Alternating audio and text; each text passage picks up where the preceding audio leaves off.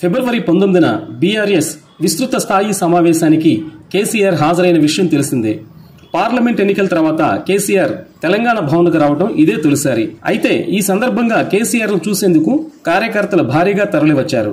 KCR party ఆఫీసులోకి వస్తున్న సమయంలో CM CM అంటూ నినాదాలు చేశారు. ఈ సమయంలో స్వల్ప తోపులాట సైతం చోటు చేసుకుంది. దీంతో కేసీఆర్ పార్టీ కార్యకర్తలపై అసహనం వ్యక్తం చేశారు. ఈ సందర్భంగా తనదైన శైలిలో ఉర్లగండ్ర బాబు దండం పెడతా అంటూ తనదైన శైలిలో కార్యకర్తలను మందలించారు. అయినా కార్యకర్తలు ఆగకుండా సీఎం సీఎం అంటూ నినాదాలు చేస్తూ తమ అభిమానాన్ని చాటుకున్నారు. ఇక కేసీఆర్ అధ్యక్షతన తెలంగాణ భవన్లో బీఆర్ఎస్ విస్తృత స్థాయి కార్యవర్గ సమావేశం జరిగింది.